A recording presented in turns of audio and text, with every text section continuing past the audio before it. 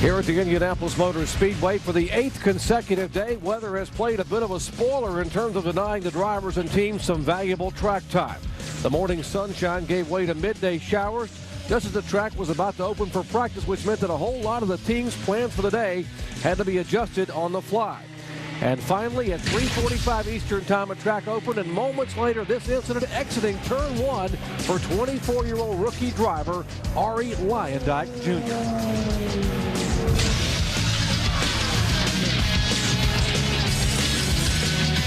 Welcome to Sports Center, presented by Weber Grills at the Indianapolis 500. Well, track activity has resumed here, and there's a look at 19-year-old rookie driver Marco Andretti. The fifth of the Andretti green cars on the racetrack as he is trying to get that car up to speed, trying to get comfortable with race day setups. And here again, the driver set and watch for much of the afternoon, waiting for the track to open here this afternoon. As the yellow just came out a moment ago for a track inspection, we will have practice here for the remainder of the afternoon, weather permitting. Well, we welcome you to our month-long coverage of Sports Center at the Indianapolis 500, along with IndyCar expert Scott Goodyear. I'm Jerry Punch. Glad to have you back with us. And, Scotty, there is a growing sense of urgency down in the garage area, as evidenced by possibly what happened just a moment ago in Turn 1 for rookie driver Arie Luendyk Jr. Well, Doc, there's certainly two groups out here right now. There's the group that have been going fast all month, and they're trying to tweak the cars right now for race setup. And then there's the group out there that is looking for speed, and they're desperately just trying to get some time out there on the racetrack to get themselves up to speed so they won't get bumped out of the field. And I think that's one of the things that we've seen with Luendyk Jr. is that he was actually on the racetrack very quickly this morning. He got a few laps in yesterday, so he was turning around trying to get up to speed. This rain has certainly caused delay in track time for a lot of these rookies out here right now to try and get up to speed to make the field. And we have more on Arie Luendyk Jr. with Marlo Klain. Scott, Arie Luendyk Jr. has been released from the infield care center here. He has been cleared to drive. He's back in his garage right now working with his crew. They're trying to put the car back together because they do not have a backup car. Obviously, time is short before qualifying here this weekend with only one weekend left of qualifying. So they are trying to put the car back together. And as you mentioned, Arie Luendyk Jr. has not had a lot of time on the racetrack because he's one of the drivers that is on the Honda's second week program, which means that their engine package was just for the second week of practice here at the Speedway. So they have not had a lot of time on the racetrack, and this obviously puts them well behind their schedule at this point.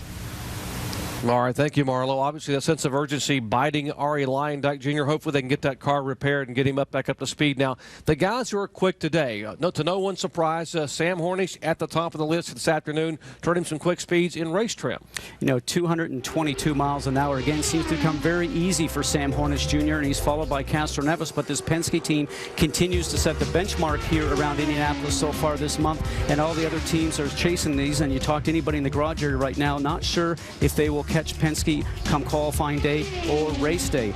And some other teams have been creeping up, though, with some of the practice that we've had, and some of them that have been going quicker are the Fernandez team with Scott Sharp, and we saw Koski Misura go faster earlier this week. And Scott Sharp today is fourth on the timesheet, 221.2. Remember, he says, I'm not working on a qualifying car, I'm just trying to get a car in race trim, but the car seems to be going very well all by itself. We're very enthused. Yeah, Scott Sharp, third quickest yesterday in race trim, so that bodes pretty well for him later in the month, coming off his best career finish at this race a year ago. Well, let's address some of the new guys here for the month. Yesterday, Jaques Lazier posted the fastest laps of the so-called second week teams, those whose Honda engine leases don't go into effect until just yesterday. And among this group, Scotty, who do you think bears watching? Well, you know, Jaques Lazier has done a great job, but Max Papis right now has just come out of the box. He got 8 laps in just today because he's a first-time runner starting today, and he's already gone up around the 213-mile-an-hour mark. So Eddie Cheever has got somebody in the car that's doing very, very strong right now. And remember, Eddie's going to step out of the car after this race, and there's a lot of speculation of who may take over that ride throughout the remainder of the season. Now, Jaques Lazier, very impressive. Remember, he comes back here. He always tries to get a ride for this particular race, and he's a great long-distance runner. Sometimes not ultimately the quickest guy, but obviously must be something in the water that they drink in Denver, Colorado, because Jaques Lazier, like his brother right now, like Buddy, won this race in 1996 against all odds, and Jaques Lazier keeps coming back here and going fast. I like him. He's personable. He's a great guy. I talked to the team. They say, you know something, he just fits in here very well with us. He's got good feedback on the car. We think we're good for a great race day. Well, a little earlier we caught up with Jaques Lazier and some of the other newcomers. Here's what they had to say. I still think it's a foregone conclusion who's going to be on pole, or at least it's between 2 teams and 4 cars. So, you know, realistically, we're going to do the same thing we did last year. We're just going to work on having a real good race car for race day, and if we have the right setup, we'll be able to do what we did last year. I didn't catch too much traffic because they gave the rookies a half an hour of practice before everyone else came onto the track. So I did catch a little traffic towards the end of my run, but it's a good day, and hopefully we keep building and we can get into the 218, 219 bracket. I guess everyone's lost a lot of time because of the rain, so we're kind of in the middle of practicing race versus qualifying. It looks like a lot of guys are out doing full tank stuff today, so it's still the same thing, just going out and getting laps, and you want your car comfortable for the race. Definitely it's going to be tough, you know, but we know that you know, Penske and Ganassi are up there and have been massaging their car for a long time. I'm realistic about what we can do, but you know, I just would like to remind people the guy was up there in the 500-mile race many times, Michigan and Fontana, and see if I can do that again. All right, those guys trying to get some laps. Here's a guy that knows exactly what it takes to win here. Dan Weldon, last year's winner in the Indianapolis 500. And so far, 220 miles an hour, about 11 laps into the event that he's been testing here today. And I'm not sure that maybe the car is in really go-fast trim, as we call it. Maybe he's got a lot more downforce on the car, and they're doing some fuel mileage trim, because usually we've seen him go a lot quicker. But 9th so far today, continuously in that 220 bracket, Doc, and I got to believe that a lot of downforce on there. Check out the fuel mileage, sort of see what the car is doing, because right now, with only one more day of practice before pole day, time is running out for all these guys. It is, Scotty. I think one of the surprise teams thus far in the month of May has to be the fact that the Team Fernandez racing average, you mentioned Scott Sharp, but he and Kosuke Matsuura have both been very competitive early on and very quick here in the first week or so in the month of May. And remember, this is what they did last year when they weren't running too well. They actually switched crews on this team. The Kosuke Matsuura team actually went over and started working on Scott Sharp's team, and Scott Sharp's crew went over and started working on the Panasonic car for Kosuke Matsuura. And I think it's worked out very well for them so far coming out of the box this year. John Dick is now the engineer with Scott Sharp, and I spoke with him the other day. He said, you know something, we're just tweaking the car, getting a lot of good feedback from Scott. Things are going well. And Kosuke Matsuura, boy, he unloaded last week here, went very, very fast. It sort of tailed off for a couple of days, but we've seen the speed increase again. And 225 miles an hour around here, Doc, that's a great speed. I mean, that's hustling around this racetrack. Well, that's very quick, obviously. And a little bit earlier, our Marlo Klain caught up with the man who put this whole team together, Adrian Fernandez. Jerry, Adrian Fernandez is coming off his best finish in the Grand Am Series last weekend in Phoenix, where he finished 5th. Now you have your owner's cap on here at the Indianapolis Motor Speedway. Adrian, last year you guys had your best finish with 7th with Scott Sharp. How do you feel your chances are this year? I think they're good. I mean, unfortunately, the weather hasn't cooperated to any of the teams. I mean, it's I don't remember a year that it's been so bad in terms of rain. It's hard for the drivers, hard for everybody that he really wants to do some changes. But I think we have good chances. You know, Scott and Kosuke, they're working well together. I think we have 2 good cars. Penske obviously is like setting the pace right now. But we always come up with the good stuff for qualifying and the race. So I think we're looking good. Is there a chance that you guys would run a 3rd car here? No. We just focus in, you know, I didn't even want to try to race here. We want to focus on Scott and Kosuke with our sponsors, and, you know, sometimes it just gets distracted. If you would have known it would have rained all of last week, would you have given yourself a shot to jump in the car? No. This time I told earlier, I said, I'm not going to jump in. Let's focus on what we're doing. We don't want to send the wrong message to our sponsors. Now we signed a long-term deal with Lowe's in the Grand Am Series, and we just want to make sure that they see that we're focused on what we're doing. I know we're jumping here and see who's giving me a ride. All right, Adrian Fernandez has made 4 starts here at the Indianapolis Motor Speedway, but not a 5th this year. Jerry, back to you. Well, thank you very much, Marlo. You know, Fernandez Racing does have backup cars for both of their drivers, but there are other teams in the garage here that have entered additional cars as separate entries. Scotty, where could some of these other cars come from? Well, first off, these additional cars are actually entered just in case there's a situation where teams actually destroy their cars. And as we get to the second weekend, as we are now, you can look at AJ Foyt Racing, Hamilgarn, Marlboro Team Penske. That chassis is always usually farmed out for another team. Panther Racing, only 1 entry here this weekend. Usually they have 2 or 3. Target Chip Ganassi, they are a assisting Luendyk Racing with Arie Jr.'s program. So if that car is destroyed, then one of those chassis might go over to him. And Vision Racing actually has a 4th chassis, so that's very interesting. Still a lot of seats available out there. Yeah, Doc. still 6 or 7 cars available now. Who are the drivers that could fill those seats?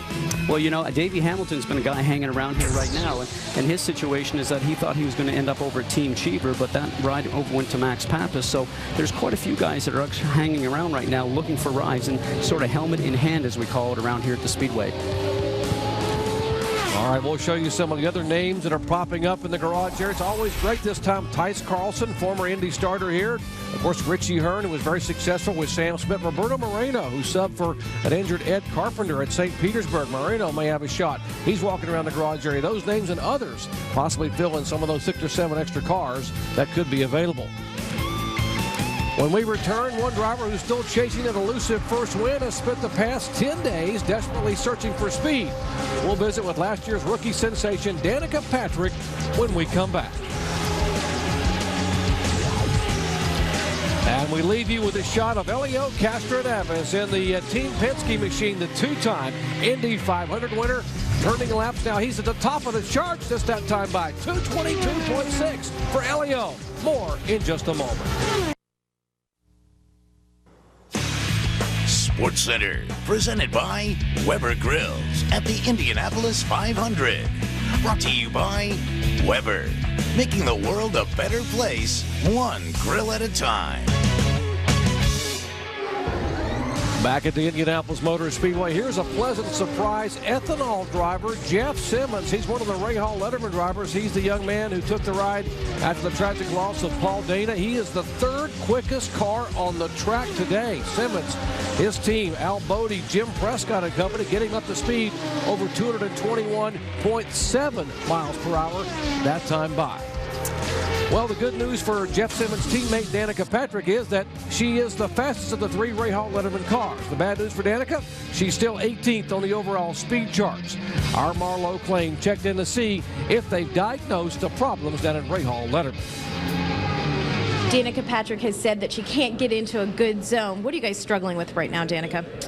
Well, we're struggling to get a race car that feels connected front to rear. You know, that's what gives you the good balance with the car. And right now we can make the front stick or the rear stick, but we can't do it all at the same time, it seems like. So, you know, therefore, you know, we're all kind of changing setups sort of drastically at times because we're not in that fast zone and that good balance zone with the car and where you can make little adjustments to cure everything. We're having to make big ones because we're just not right where we need to be.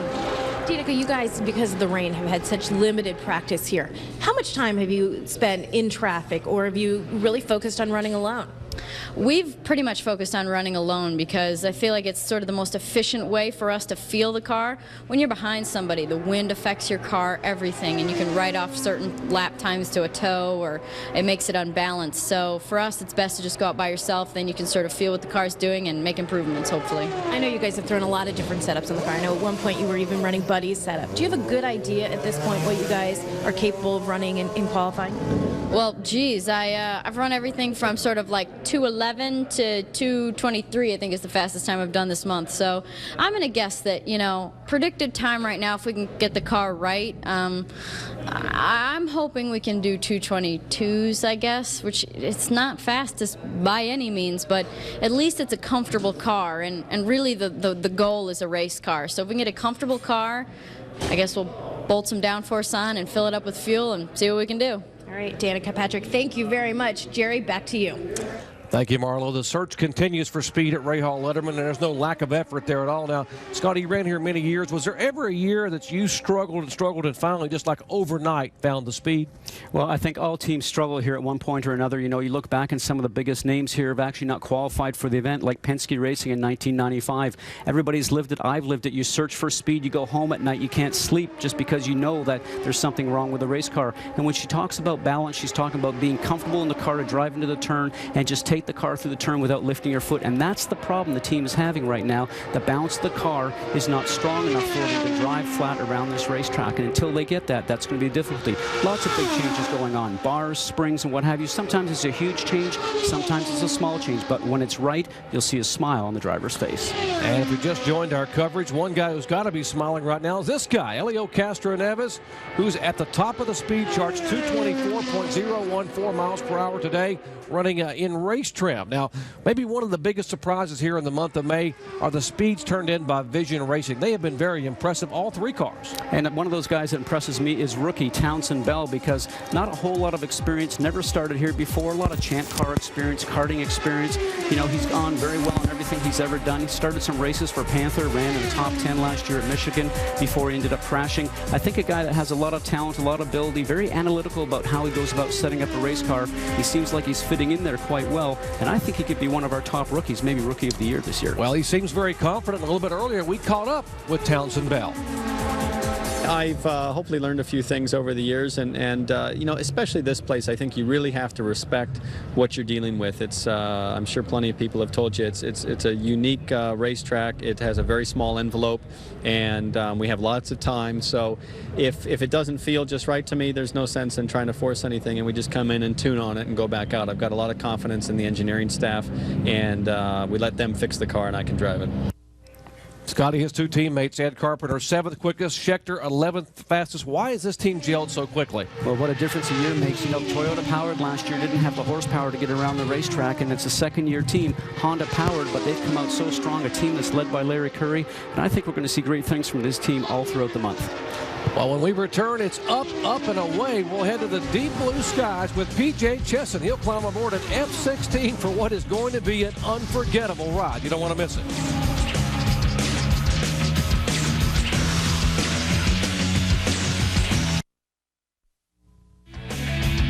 Welcome back to Sports Center, presented by Weber Grills at the Indianapolis 500. Well, Saturday is pole day here at the Indianapolis Motor Speedway, and ESPN is your home for all the action. From 5 to 6 Eastern, we'll air the final hour of qualifying and the race for the pole live. And then from 7 to 10 o'clock Eastern time, 3 hours of qualifying coverage comes your way in prime time. Here are the guys we were just talking about a moment ago, the Vision Racing teammates trying to work on some race day setups. Now, Doc, this is very smart. Take advantage of the weather out there right now. Run nose to tail like you would in traffic. Thomas Schechter is actually leading. Ed Carpenter is behind him. These guys are trying to get a feel for what the cars are doing in traffic. Just a moment ago, Ed was leading and Thomas was behind. So some great teamwork and some great strategy by Larry Curry. Well, you think these guys have found some speed. In today's Daily Diary, rookie driver P.J. Chesson gets a lesson in speed courtesy of Indiana's Air National Guard.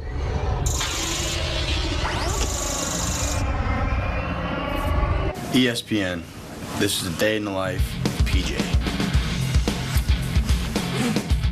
Now you can do whatever you want with the mask. I just want to make sure you can breathe. Do these things take off harder than like a commercial plane? Yeah. There's a mill, here comes the afterburner. Feel it. Wow. There's a racetrack, look off our left hand. Oh, yeah. Do you like that? Dude, this is unbelievable. Dude, that is so cool. We're gonna do a loop here. Wow. I'm gonna pull you right up just there. Not bad at all. Man. I did a loop in an F-16. Man, this is going to be the greatest day of my life. You know that. Feeling good, right? Oh, my God. My thoughts right now. I think I'm going to get a fighter jet tattooed on my arm somewhere. Well, Scotty, you were a driver. You know what it feels like to go fast. Could you even imagine what it was like sitting in that F-16 with P.J. Chesson? You know something, Doc? Well, I wouldn't sit with him if he was flying the thing. That's for darn sure, not with P.J. But I'll tell you something. We all love speed. We like fast cars, fast planes, fast motorcycles. It just doesn't matter what it is. But, you know, I look at what he's doing right there. We see 5 Gs in the car, Doc. He was doing 9, and he's just going about it, and he loves it. I've been up in planes like that before. I didn't make it through the whole ride. We talk about P.J. being out there. Yesterday, he was up there in an F-16 here over the racetrack. Well, A decade ago, he visited Victory Lane here, and he spent the past 10 years trying to get back. When we return, we'll take a look at some special moments for former series champion Buddy Lazier. And here is the Canadian Marty Roth back on the racetrack trying to get up to speed. Remember, he's going to come full-time to IRL IndyCar Series Racing, sold his Indy Pro Series equipment, trying to get up to speed and comfortable for race day. SportsCenter, presented by Weber Grills at the Indianapolis 500. Brought to you by Weber, making the world a better place, one grill at a time. That was a scene earlier today. Fortunately, the track is open now for practice. And here's a look at the top 10 speeds of the month. Dan Weldon clocking at 228.663 miles per hour on Sunday. Hornish and Castroneves, the Penske teammate, second and third. There's Sharp and Matsura back in 9th and 10th. And Danica Patrick right now is 9th fastest on the day. Remember, she's one of the ones that's looking for speed aboard that Panos chassis, and her teammate, Jeff Simmons, actually is 5th quickest at 221. So maybe some things have been found to make those chassis just a little bit quicker, getting ready for pole day on Saturday, Doc. A big day still to come here. Here's Helio Castroneves, and he is the quickest of the day at 224.437 miles per hour. And if you're wondering why these speeds are less than you saw a moment ago, what we just showed you a moment ago were the quickest speeds of the month. These are the fastest speeds of the day. Well, don't forget, SportsCenter at the Indianapolis 500 comes your way Friday at 5:30 p.m. Eastern Time on ESPN2. We'll be live from the Brickyard for IndyCar Series practice as we look ahead to pole day. We'll also be joined by two of the fastest of the month here in Sam Hornish and Dan Weldon.